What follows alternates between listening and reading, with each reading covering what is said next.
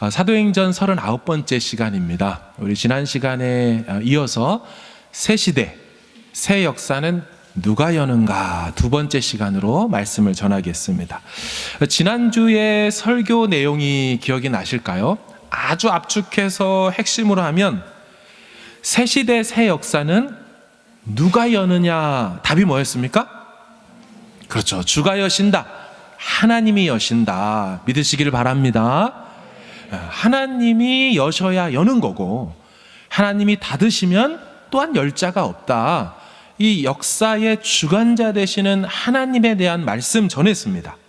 그런데 여러분, 그 과정에서 쓰임받는 사람들이 있었음을 부인할 수가 없습니다.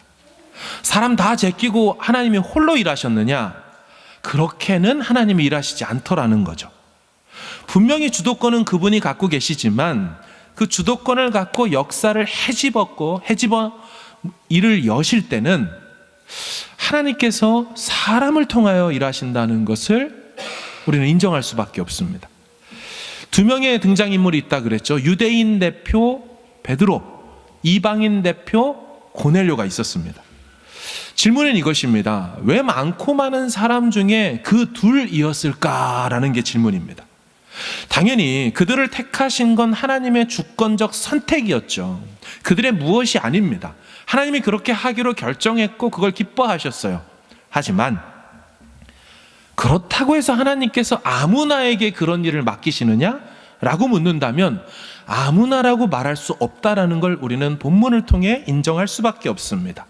자, 그럼 오늘 본문에 나타난 고넬료라는 사람에 대한 성경의 묘사, 또한 그의 행동적 특징 무엇인지 볼 텐데요.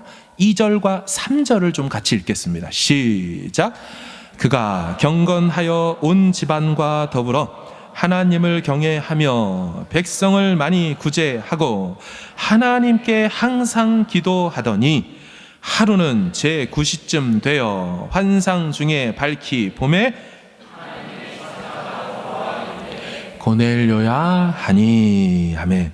자, 고넬료라는 사람에 대한 많은 묘사가 있지만 제가 노란색 하이라이트 해놓은 걸 보시면 어떤 사람이에요? 항상 기도하는 사람.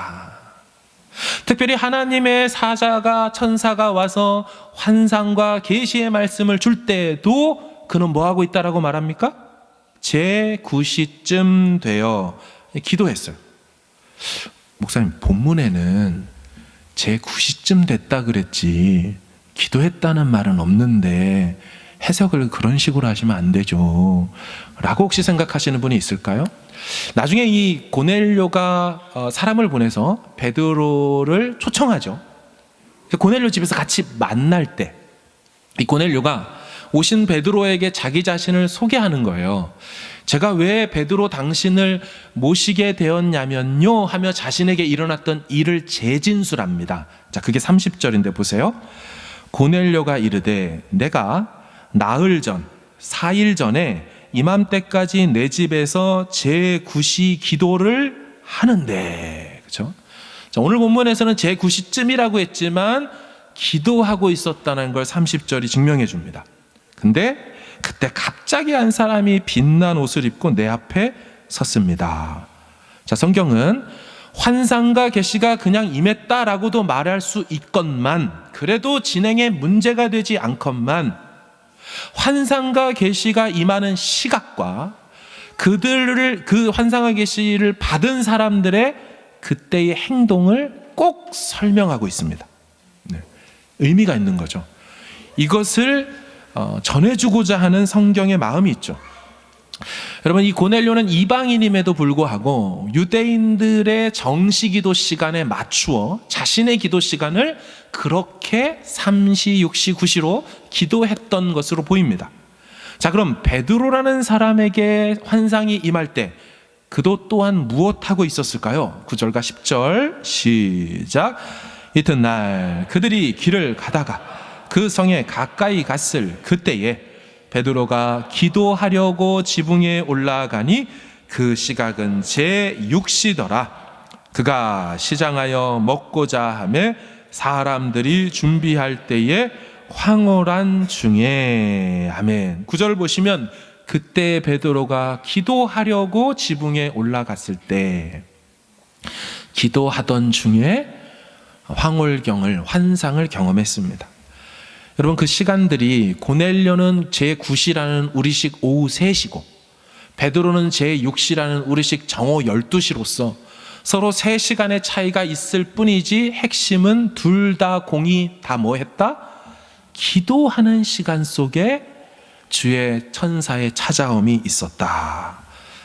성경은요, 새 시대와 새 역사는 주가 여시는 것이 맞지만 그 계시의 도구가 되고 그 계시를 경험하여 그 계시를 전하는 전달자로서의 메신저의 사명을 감당하는 하나님의 사람은 누구를 하나님이 쓰시는가? 철저히 기도하는 삶을 살았던 사람으로 당신의 역사를 이룬다라고 말씀하고 있는 것이죠. 여러분, 이것이 굉장히 중요한 통찰입니다. 하나님이 내 삶에 일하시기를 원하세요. 그렇죠? 우리 다 바래요. 주께서 우리 자녀들, 우리 사업장, 일터, 교회, 나라, 열방 다 바라죠. 그거 싫어하는 사람이 어디 있겠습니까? 하지만 그 일을 행하시는 하나님의 성경 역사 속의 행적들을 추적해 보면 공통되는 원리처럼 영적 공식처럼 나오는 것이 있는데 다 기도하던 사람, 기도하던 중에 그 당신의 역사를 일으키신다. 이걸 부인할 수가 없다라는 거예요. 여러분, 구약이라는 시대가 닫혀지고 신약이라는 시대가 열리게 되지 않습니까? 자, 구약에서 신약을 열어 제끼는 인물 중에 대표적인 인물은 당연히 예수님이에요. 하지만 예수님 전에 미리 그분의 오실 길을 예비했던 사람 누굽니까? 세례 요한이죠. 세례 요한, 존 더 바프티스트. 이 침례자 요한이 주님 오실 길을 예비하고 그 시대를 여는 역할을 하죠. 자, 그럼 그 사람이 이 땅에 오게 될 때 어떤 상황 가운데 온다라고 말합니까? 자, 시대를 거슬러 올라가서 누가복음 1장을 보세요. 10절과 13절 시작. 모든 백성은 그 분향하는 시간에 밖에서 기도하더니 13 천사가 그에게 이르되 사가랴여 무서워하지 말라. 너의 간구함이 들린지라. 네 아내 엘리사벳이 내게 아들을 낳아 주리니 그 이름을 요한이라 하라. 아멘. 자, 세례 요한이라는 사람을 보내서 새 시대를 여는 역할을 맡기실 때 그 세례 요한이 어떻게 이 땅에 탄생된다고 합니까? 백성들이 기도하던 중에 그의 육신의 아버지 사가랴도 간구하던 중에 세례 요한의 수태고지가 천사를 통하여 계시되고 있지요. 인생에서 처음으로 아기 예수 메시아가 오심을 아주 초창기에 깨닫고 알게 되었던 안나라는 자매님이 계십니다. 자, 그분도 어떻게 묘사되는지 볼게요. 2장 누가복음. 자, 과부가 되고 84세가 되었더라. 나이가 좀 많죠. 이 여인이 이 사람이 성전을 떠나지 아니하고 주야로 금식하며 기도함으로 섬기더니 38 마침 이때에 나와서 아기 예수께서 태어난 지 8일째 될 때 할례 받으러 성전에 오셨어요. 그럴 때 그 아기 예수가 메시아로 오셨음을 아주 초창기에 만나게 되고 알게 되는 사건의 주인공이 무엇을 하고 있다라고 말합니까? 기도함으로 섬기다가 마침 이때에 나와서 그 메시아를 만나 하나님께 감사하고 예루살렘의 속량을 바라는 모든 사람에 대하여 이때부터 안나는 메시아가 났다라고 선언하고 선포하고 말해주고 있었어요. 그러니까 새 시대가 열려지는 것을 제일 먼저 감지할 수 있는 사람, 그분의 오심을 먼저 맞이하는 사람, 여러분 깨어있는 사람이죠. 그게 곧 기도하는 사람이고요. 성경은 이게 변함없이 계속 말합니다. 자, 하나 더 볼까요?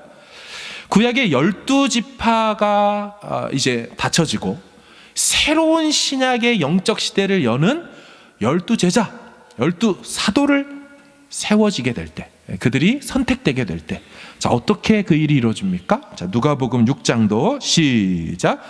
이때에 예수께서 기도하시러 산으로 가사 하나님께 기도하시고 밝음에 그 제자들을 부르사 그 중에서 12를 택하여 사도라 칭하셨으니. 아멘. 그렇죠?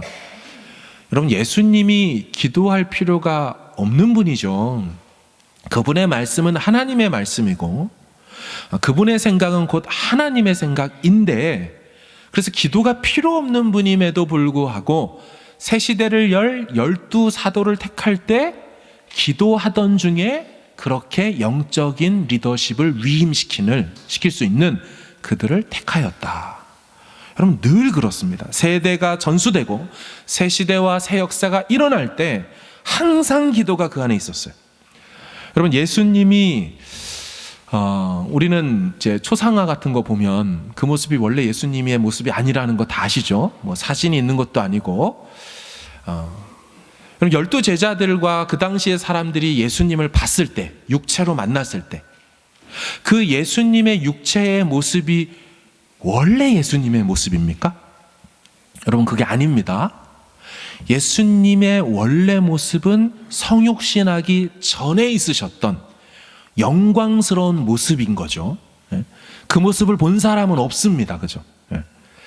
분명히 광채가 있고 영광스럽고 아름다운 모습으로 계셨던 그 성자 하나님이 육을 입고 오신 거예요. 그 영광을 버리고 낮고 천한 인간의 몸, 사람의 몸을 입어 오셨기 때문에 그들 인간들이 당시에 봤던 예수님의 그 모습은 원래 예수님의 모습이 아니라고요. 그런데 원래 갖고 계셨던 당신의 영광스러운 형상을 아주 잠시나마 이 땅에 있는 인간에게 살짝 조각처럼 보여주시고 그 영광의 빛이 잠시 스며나온 것 같은 장면 하나가 있습니다. 누구도 못 봤던 장면인데 딱 3명의 사람들이 보았던 장면. 다시 말하면 3명의 사람에게만 예수님 당신이 원래적으로 갖고 계셨던 영광의 모습을 보여줬던 장면. 그럼 그게 변화산 사건이죠. 자, 누가복음 9장 보세요. 이 말씀을 하신 후 8일쯤 되어 예수께서 베드로와 요한과 야고보를 데리고 기도하시러 산에 올라가사 기도하실 때에 용모가 되고 그 옷이 휘어져 광채가 나더라. 다 보여주신 건 아닐 겁니다. 다 봤다면 그들은 죽었을 거니까요. 다 보여주진 않지만 누구도 본 적이 없는 태초 전에 계셨던 그분의 원래적 모습의 한 조각을 보여주게 되는 때에 예수님 뭐하고 계셨어요? 기도하고 계셨고 그들에게도 기도하라고 하실 때 비로소 그 모습이 드러납니다. 사랑하는 여러분, 다 볼 수는 없죠, 성경을. 철저하게 성경은 새 시대, 새 역사, 새로운 차원의 그 무언가가 열릴 때는 반드시 그 과정의 변곡점, 그 과정의 트랜지션의 그 중간 지점에 기도가 있었다라는 것을 성경은 늘상 말하고 있다라는 거예요. 새 시대와 새 역사가 주님이 여신다는 것을 믿으시기를 바랍니다. 그러나 누구를 통하여 여십니까? 기도하는 사람들을 통하여 기도하는 현장 속에서 그 일들을 이루시는 줄로 믿습니다. 여러분, 그런데 이렇게 기도를 강조하다 보면 목사님, 아니 기도한다고 다 됩니까? 이렇게 반론을 제시하는 분도 있을 것 같아요. 아니 기도하는 사람은 다 합니까? 기도하는 사람은 뭐 만능입니까? 여러분, 제가 기도 만능론을 얘기할까요? 그러려고 이 얘기를 드리는 걸까요? 오히려 아니라고 저는 말씀드리고 싶습니다. 기도를 많이 한다고 해서, 기도의 삶을 다 살고 있다고 해서 그 사람은 특별히 뭔가를 아는 지식이 있고 그 사람은 더 특별하게 무언가 다르다? 그렇게까지 말하는데 전 주저함이 있어요.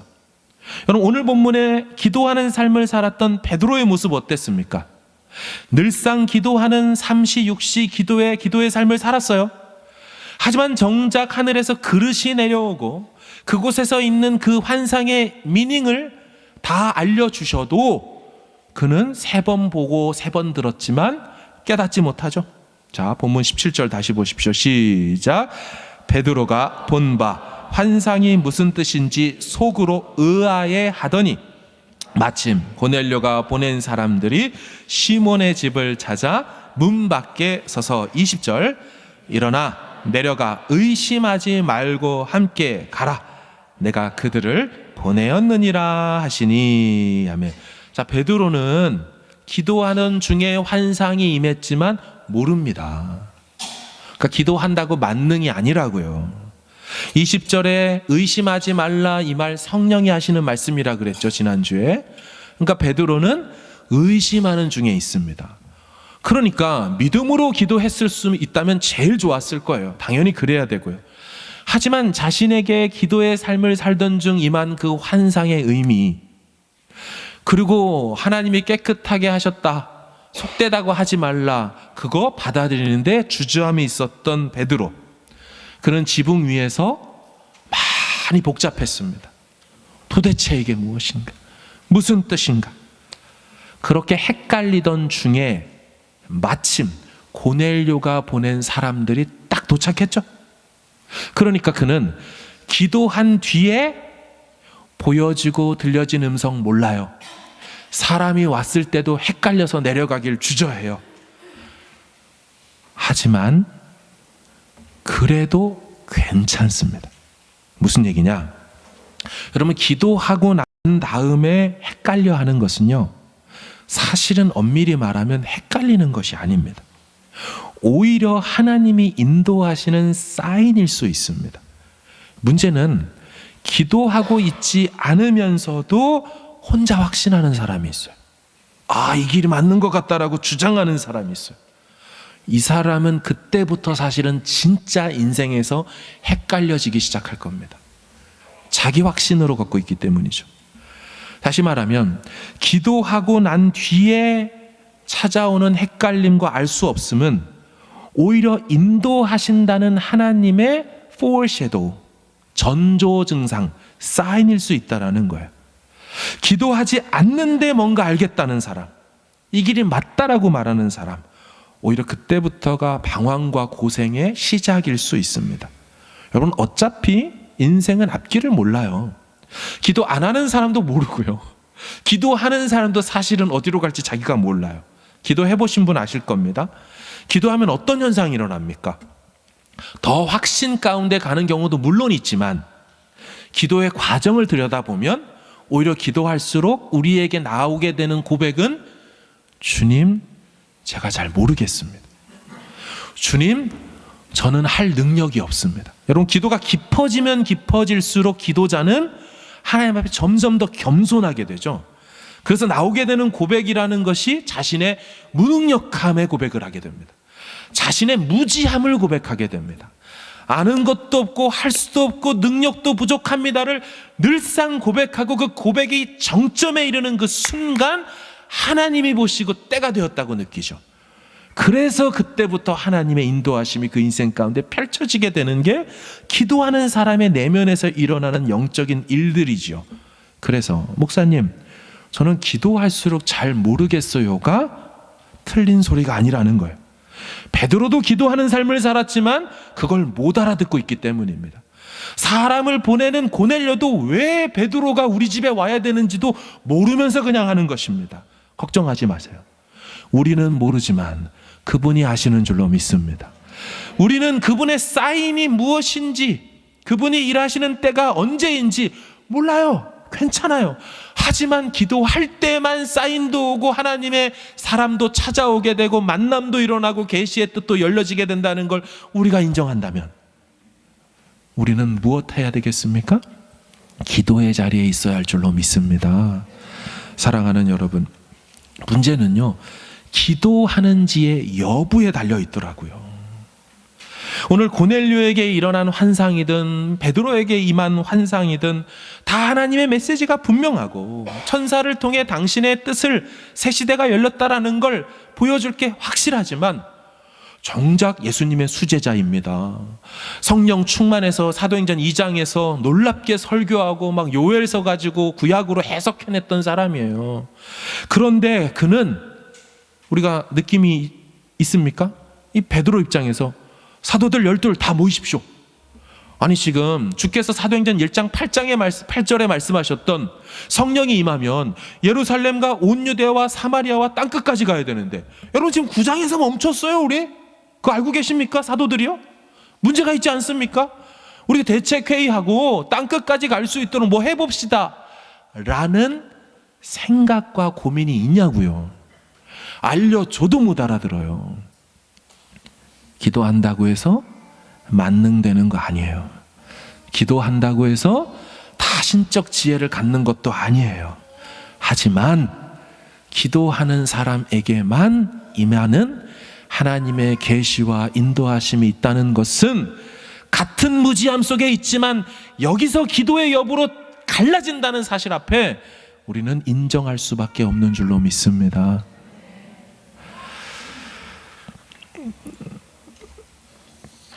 사람들은요, 기도하지 않고 잘 살 수 있다고 생각하곤 합니다. 그렇지 않죠. 혹은 이따금씩 기도하면서도 인도받을 수 있다라고 생각해요. 하지만 오늘 본문을 보면 그들이 기도도 했지만 그들의 삶을 보여주죠. 육시와 구시라는 표현이 곧 그들은 늘 기도하던 사람이었음을 보여주는 대목, 그래서 그 시간이 나오는 것입니다. 우리는 우리 중에 전혀 기도하지 않는 사람을 찾는 건 어려울 것 같습니다. 근데 혹시 전혀 기도하지 않고 신앙생활하고 있다면 회개하시길 바랍니다. 안타까운 것은 신앙생활을 하고 교회 나오고 하나님을 믿는다고 말하면서도 기도의 삶을 살지 못하다면 영적으로 매우 곤핍한 상태에 있을 겁니다. 하늘 창고를 여시고 당신의 보화와 당신의 부요함과 당신의 사랑의 넓이 깊이 무게 이런 거 다 알려주길 원하시는데 전혀 하나님께 손을 뻗치지 않는 행동이 기도하지 않는 삶이거든요. 그러니까 아버지가 계시지만 아버지께 나아가지 않고 있는 자녀가 있다면 신분적으로는 하나님의 자녀지만 삶은 고아처럼 외롭게 살고 있을 것이기 때문에 기도 생활을 하지 않고 있다면 너무 안타까워요. 근데 이런 사람까지는 별로 없을 겁니다. 초신자가 아닌 이상. 하지만 우리 중에 대다수는 어쩌면 전혀 기도하지 않는 게 아니고요. 가끔 필요할 때, 궁할 때 기도하는 사람들의 비율은 많을 것입니다. 물론 그때라도 필요할 때 기도하러 나온다면 그래도 기도한다라고 볼 수도 있겠지만 그 일이 계속 반복되는 삶으로 필요할 때마다 아버지께 가고 있다면 그럼 그것은 영적인 기회주의자들일 수 있습니다. 그러니까 필요할 때만 찾겠다는 심보인 거죠. 성경의 사사기에 보면 12사사가 등장하죠. 12명의 구원자가 나타났다는 얘기는 12번의 최소한 위기와 어려움이 있었다는 얘기입니다. 그 시대에. 그 300년이라는 시간 동안 12번의 공식적인 어려움 속에 12명의 사사를 보냈다. 근데 보시면 처음에는 이스라엘 백성들이 고난당하여 하나님께 부르짖으면 즉각적으로 사사를 세워주시고 구원을 베푸십니다. 하지만 이게 5, 6, 7, 8번째로 계속 반복되면서 필요할 때만 하나님을 찾는 사람, 구원의 은혜를 경험하고 그래서 늘 하나님을 찾는 삶으로 가는 게 아니라 응답을 받고 난 다음에 다시 하나님께로 가지 않고 원래의 삶으로 돌아가는 일이 반복되는 사람, 그때만 하나님께 나오는 사람, 그 일이 반복되면 사사기 뒤로 갈수록 하나님이 그들이 부르짖어도 응답하지 않기로 시작하십니다. 경고인 거죠. 나를 이용해 먹는 너희들을 내가 참지 않겠다라고 말씀하는 거죠. 하나님과 우리는 아버지와 자녀죠. 근데 아버지와 자녀가 아이가 어릴 때, 우리 아이들 어릴 때는 방에 들어와서 뭐 사탕 사주세요, 자전거 사주세요, 필요할 때마다 오는 거 어리니까 예쁩니다. 그렇게라도 나오니까요. 초신자들은 기도만 해도 응답받는다 막 이런 얘기 많이 들어보셨죠. 그러니까 하나님이 어떤 분인지 알려주고 싶어서 그럴 수는 있어요. 하지만 연차와 신앙의 연륜이 꽤 됐는데도 불구하고 필요할 때마다 다 큰 아이가 다 큰 청년이 돼서 장년이 됐는데 그때마다 똑똑똑 하면서 돈 달라고 한다. 그때마다 필요할 때 뭐 내놓으라고 한다.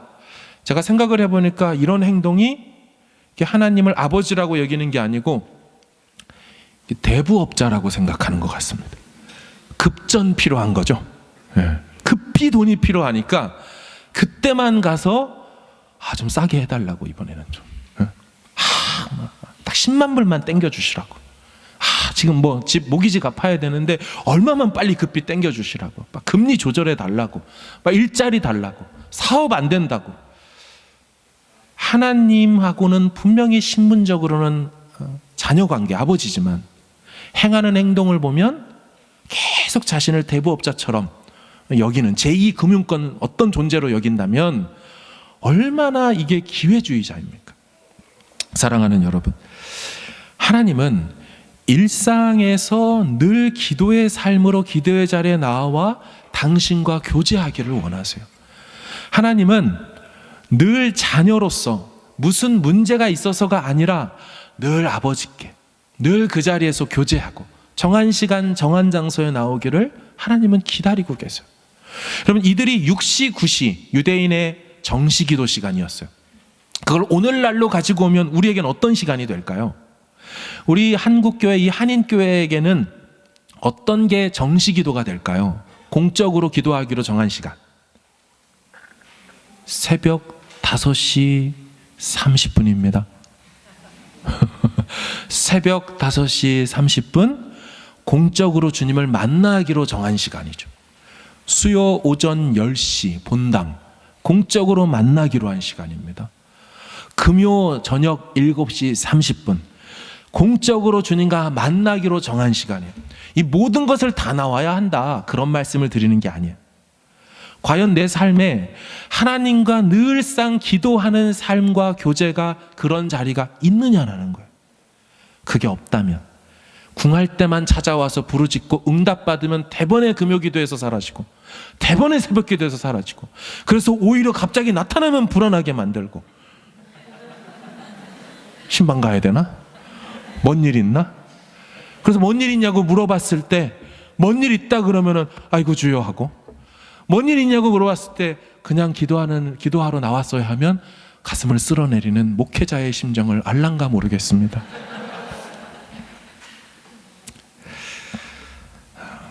사랑하는 여러분, 기도를 여러 가지로 비유하게 될 때 건물을 짓는 것으로 비유하곤 합니다.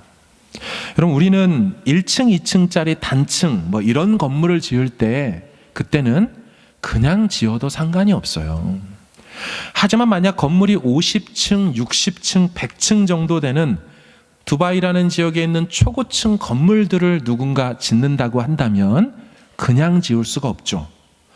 건물을 한 층 한 층 올리며 매 시간마다 GPS를 찍어서 건물이 수직이 맞는지를 차곡차곡 교신하지 않으면 어느 정도 올라간 다음에 건물은 무너지거나 균형을 잃게 됩니다. 인생도 그렇습니다. 1층, 2층짜리 인생들은 그냥 자기 생각대로 살아도 될지 모르겠습니다.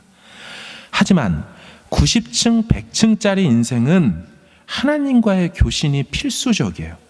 영적인 GPS를 찍으며 지금 내 삶이 제대로 가고 있는지를 매 시간 매 순간마다 점검을 받으며 올라가야 층수가 올라가도 흔들림이 없이 쫙 올라가죠. 그렇게 그런 삶을 교신하며 늘 살다 보면 어느 순간 시간이 지나고 보면 50층, 100층짜리, 그래서 어디에서든지 보면 보이는 그 지역의 랜드마크 같은 인생이 되더라고요. 그 인생의 외적 성공을 말하는 게 아니라 내면적으로 하나님과의 관계 속에 차곡차곡 쌓아 올린 바로 그것, 그 성숙함과 그분과의 남들과 다른 친밀함의 밀도를 얘기하는 것입니다. 우리 안에 하나님께서 누군가를 통하여 보게 하실 때 도대체 저 인생은 어떻게 90층, 100층이 되었을까라고 생각하며 그 건물을 지으신 건물주를 떠올리게 만드는 사람, 그런 인생은 자기가 지어가는 게 아니에요. 층마다 순간마다 하나님과의 교신과 교제 속에서 인생을 세워가는 사람, 그 인생을, 그 건물을 바라보며 주변 사람들이 그 건물주를 높입니다. 저 인생을 지으신 그분을 보게 만드는 사람들, 기도하는 사람들의 인생이라는 것이죠. 종교개혁자인 루터가 이런 말을 했습니다. 나는 하루에 2시간 기도한다. 그런데 오늘은 너무 바빠서 3시간 기도한다. 기도의 패러다임이 다르다는 겁니다. 지금 2시간이냐 3시간이냐가 중요한 게 아니에요. 기도라는 행위를 바라보는 관점이 다른 사람.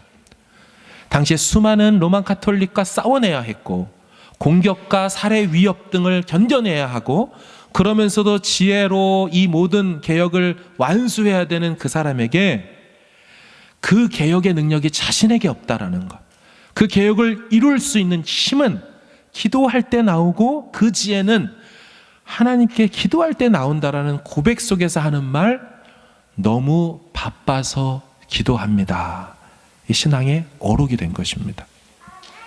만약 어떤 사람이 목사님, 현대 사회를 사는 우리는 너무너무 바쁩니다, 정신없습니다 라고 기도할 시간이 그럼에도 불구하고 나는 없다 라고 말하는 분이 있다면 그분은 어쩌면 택시 운전기사가 오늘 운행하며 태워야 될 사람들이 너무 많기 때문에 기름 넣을 시간이 없다라고 말하는 것과 똑같은 말을 하고 있을 겁니다. 그리스도인이라면 주의 능력받아 살고 주의 위로 속에 주의 지혜로 살아가는 사람이 기도하지 않는다면 그는 공급원이 확보되지 않은 사람처럼 겉은 멀쩡하고 대단한 기능이 있는 냉장고, 세탁기, 가전제품이고 그런 자동차지만 기름이 없는 자동차요, 전원 코드가 꼽혀 있지 않는 그저 전시용으로만 사용되는 그런 가전제품일 뿐인 것이죠. 사랑하는 여러분, 이런 말이 있어요. 기독교의 별명입니다. 기독교는 기도교이다. 왜 이런 말이 있을까요? 기독교는 기도교이다.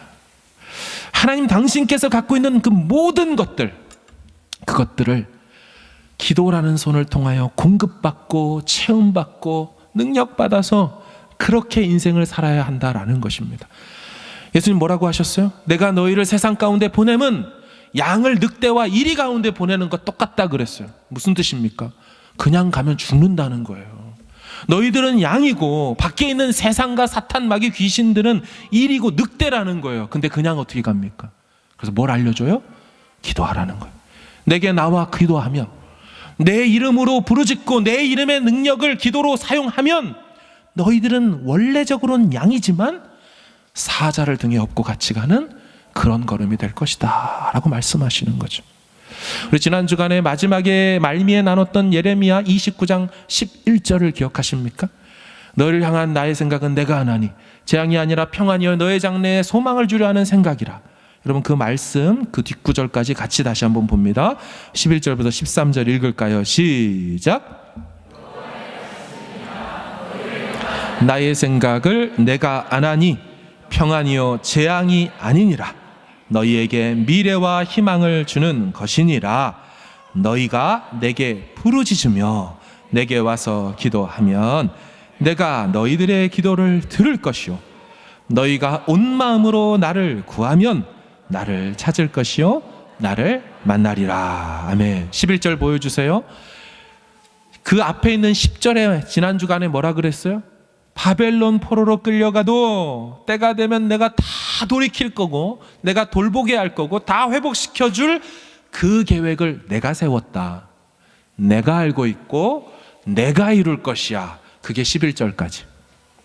그러니까 하나님이 다 알아서 할 거니까 가만히 우리는 그냥 쳐다보면 됩니까? 성경은 그런 식으로 말하지 않아요. 주권을 갖고 계신 그분이 다 하시겠다라고 말해놓고 꼭 그 다음 구절 12절 보세요. 너희가 내게 부르짖으며 내게 와서 기도하면 내가 너희들의 기도를 듣고 13절 온 마음으로 나를 구하면 나를 찾고 나를 만날 것이다. 기도하는 자에게 당신의 계획을 이루시겠다고 약속하는 줄로 믿습니다. 새 시대, 새 역사 우리 다 꿈꿔요. 주가 하신다고 우리 지난주에 다 인정했어요. 그거 부정하는 사람 이 자리에 없을 거예요. 주님 하신다. 예, 맞습니다. 주가 이루어 주십시오. 하지만 오늘 메시지에서 대부분이 넘어집니다. 인정하고 고백하고 찬송하고 높이 올려드렸지만 다시 삶의 자리에 들어가 기도의 자리에 자신의 삶을 메어놓는 사람. 주님, 제가 이 자리를 떠나지 않도록 내 시간의 일부와 그 시간을 정해놓고 늘상 기도의 자리에 제 인생을 묶어두겠다는 사람은 사실은 많지 않습니다. 그 주님의 은혜가 내게 사슬이 되어 그 기도의 자리, 은혜의 자리를 떠나지 않고 실제로 그 삶을 사는 사람은 실제는 적다라는 것입니다. 사랑하는 여러분, 오늘 설교의 주제는 기도라는 주제입니다. 기도는 본질적으로 띠어리 이론이 아니고 실천 학문이에요. 실천. 내가 실제로 기도의 자리에 나오지 않고는 기도에 관련된 설교를 아무리 대단한 비유와 놀라운 간증을 들어도 그건 그분의 이야기고 그 사람 이야기일 뿐이에요. 사상 누각이에요. 없어져요. 실제 기도의 자리에 나온 사람, 거기서 모르겠지만 주님 나 몰라서 나왔으니 인도하십시오. 당신의 계획을, 나를 향한 당신의 뜻을, 우리 가정을 향한 당신의 선한 뜻을 이루어달라고, 주가 이루어달라고 부르짖는 그 사람에게만 그 역사가 일어난다는 성경의 가르침을 확실히 믿고 나아가는 저와 여러분 될 수 있기를, 기도의 자리에서 우리 다시 만날 수 있기를 간절히 주님의 이름으로 축원합니다. 아멘. 우리가